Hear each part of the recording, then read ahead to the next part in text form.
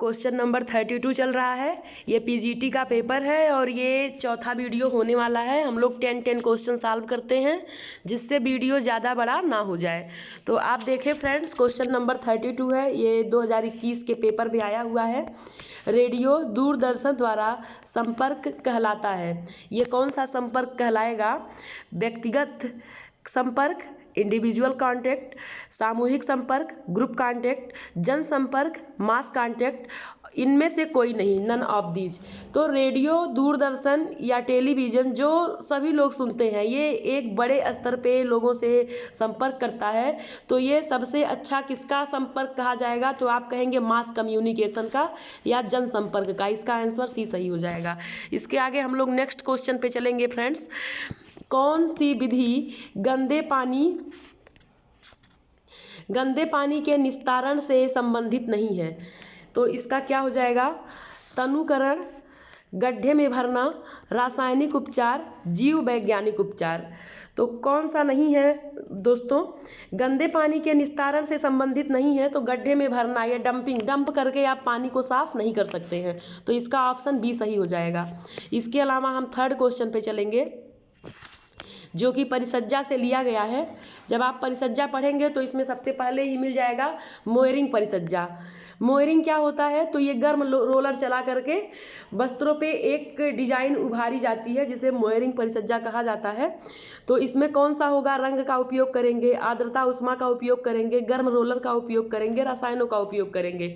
तो इसमें C option सही हो जाएगा। इसके अलावा अगला क्वेश्चन है, फेफड़ों की जीवन वायु धारिता में अनुपूरक वायु कितनी होती है? फेफड़े की जीवन वायु धारिता अनुपूरक में वायु कितनी होती है? तो इसमें 1600 घन सेंटीमीटर, 1600 क्यूबिक सेंटीमीटर। अगला है क्वेश्चन, फुलकारी या गुलकारी भारत के किस प्रदेश में प्रसिद्ध है? तो आप लोग फुलकारी के बारे में खूब पढ़े होंगे। ये पंजाब की प्रसिद्ध कढ़ाई है। और इसके बाद यूपी का क्या होता है? तो आप जानते हैं चिकनकारी होता है।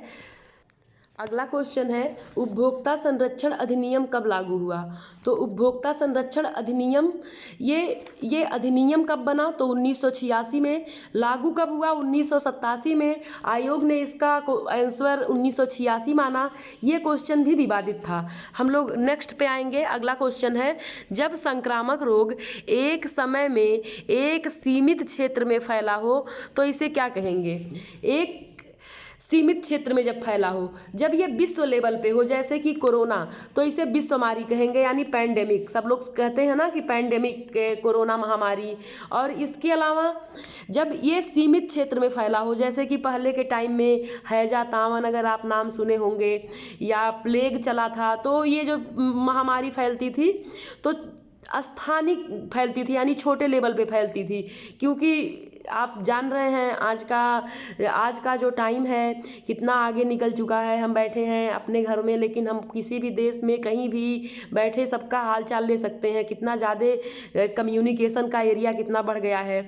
उसी तरह जो रोग होते हैं ना, आने जाने का जिस तरह क्रम बहुत तेज हो गया है, उसी तरह रोग भी तेजी से फैलते हैं। क्योंकि एक व्यक्ति दूसरी जगह जितनी तेजी से जाएगा, उसके साथ उतने सारे रोग भी यात्रा उतनी ही तेजी से करेंगे।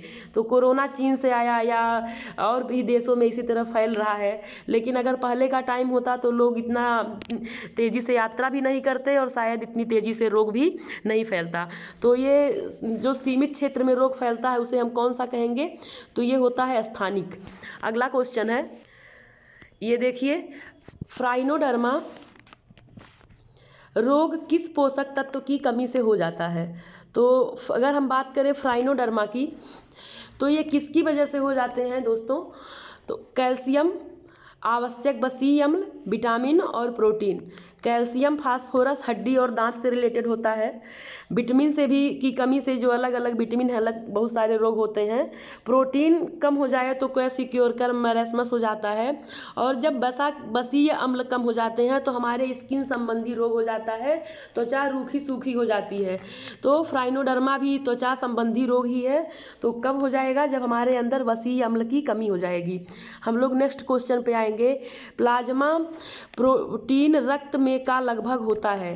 प्लाज्मा प्रोटीन रक्त का कितना % होता है? तो आप कहेंगे ये रक्त का 7% होता है। अगले क्वेश्चन पे हम आएंगे, बच्चों के लिए किंडरगार्टन स्कूल की स्थापना की थी। तो आप देखें, अगर रूसो की बात की जाए तो रूसो ने प्रकृतिवादी विचारधारा पे ज़्यादा जोर दिया था। आप लोग इसको बीएड में भी पढ़े होंगे कि रूसो का विचार था कि अगर बच्चा अपने अनुभवों से सीखे, अगर आग जल रही है और बच्चा वहाँ आसपास जा रहा है तो उसको 1-2 बार जलने दिया जाए, उसको खुद पता चल जाएगा कि आग से जला भी जाता है। जीन पियाजे को आपने पढ़ा तो संज्ञानात्मक विचारधारा के प्रवर्तक हैं।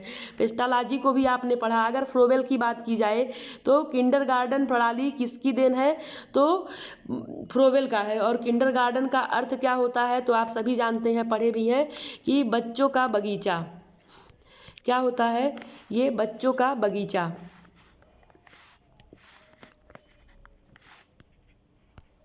आप देख रहे हैं, बच्चों का बगीचा होता है किंडरगार्टन का अर्थ, और इसके प्रवर्तक हैं फ्रोवेल। अगला क्वेश्चन है, नेत्र की सबसे बाहरी परत है। नेत्र की जो परत होती है, अगर आप नेत्र का फिगर देखे होंगे, ये जो स्क्लेरा है, श्वेत पटल, इसको हम स्क्लेराइड भी कह सकते हैं, स्क्लेराइड या बाहरी परत।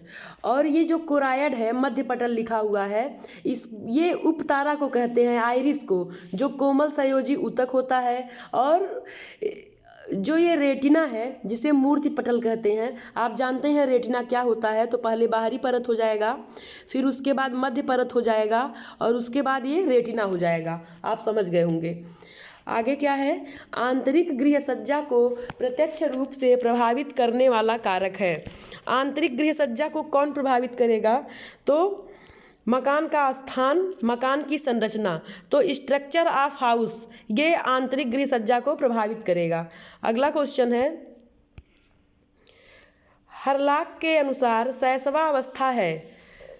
हर्लॉक के अनुसार शैशवावस्था कब होता है, तो आपको बता दें दोस्तों, 0 से 2 सप्ताह जो होता है वो नवजात काल होता है, और 2 सप्ताह से 2 वर्ष तक शैशवावस्था होता है। लेकिन यहाँ कहीं ऑप्शन में नहीं दिया है कि 2 सप्ताह से 2 वर्ष, 2 सप्ताह से 2 वर्ष ऑप्शन ही नहीं है जिसको शैशवावस्था हर्लॉक के अनुसार टिक किया जाए। तो यहाँ ऑप्शन है जन्म से 2 वर्ष, जन्म से 2 सप्ताह, आप जानते हैं जन्म से 2 सप्ताह नवजात काल, और जन्म से 1 वर्ष, जो कि पूरा गलत है। गर्भाधान से 2 सप्ताह, ये भी पूरा ही गलत है। अब यहाँ पे आप देखिए, जन्म से 2 सप्ताह नवजात काल, जन्म से 2 वर्ष। अब जन्म से कह दे या फिर 2 सप्ताह से कह दे, एक ही बात हुई लगभग। अगर ऑप्शन देखें तो यहाँ पे ऑप्शन नंबर ए सही हो जाएगा। इसके अलावा हम नेक्स्ट क्वेश्चन को देखेंगे, जल शुद्धिकरण की रासायनिक विसंक्रमण विधि में प्रयोग नहीं किया जाता। किसका प्रयोग, फिटकिरी का, ब्लीचिंग पाउडर का, चूना का प्रयोग करते ही हैं, लेकिन जल शुद्धिकरण में कोयला नहीं डालते हैं कि पानी और काला हो जाए। तो किसका प्रयोग नहीं किया जाएगा, तो ऑप्शन ए सही हो जाएगा। अगला है, कृत्रिम संवातन विधि है, artificial ventilation method. Artificial ventilation method क्या है, कंडक्शन, प्लेटिनम सिस्टम या प्लेटिनम पद्धति, कन्वेक्शन और प्रिवी प्रणाली। तो ये प्लेटिनम पद्धति आप नाम सुने होंगे, और ये बी ऑप्शन आपका सही हो जाएगा।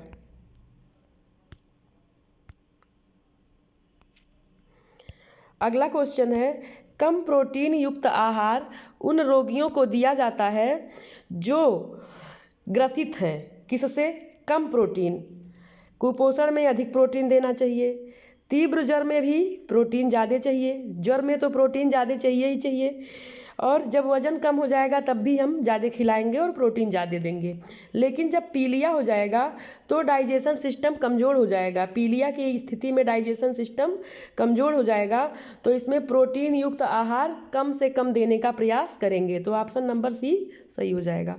आगे देखेंगे, बुखार के समय प्रत्येक 1 डिग्री फ़ारेनहाइट तापमान में वृद्धि के लिए शरीर का आधारीय चयापचय दर बढ़ता है। जब हमें 1 डिग्री फ़ारेनहाइट बुखार चढ़ जाएगा तो हमारा आधारीय चयापचय दर 7% बढ़ जाएगा। आपको समझ में आया होगा, जब हमारे अंदर 1 डिग्री फ़ारेनहाइट तापमान बढ़ेगा तो हमारे शरीर का आधारीय चयापचय दर 7% बढ़ जाएगा। ये नेट में भी कई बार क्वेश्चन पूछा गया है, इसलिए ये मोस्ट इम्पॉर्टेंट क्वेश्चन है। Thank you. मेरा वीडियो देखने के लिए आपको बहुत बहुत धन्यवाद। लेकिन आप लोगों से फिर एक बार मैं रिक्वेस्ट करती हूँ कि सब्सक्राइबर बढ़ाइए, लाइक शेयर सब्सक्राइब करिए, साथ में वीडियो पे कमेंट भी ज़रूर करिए। Thank you for watching.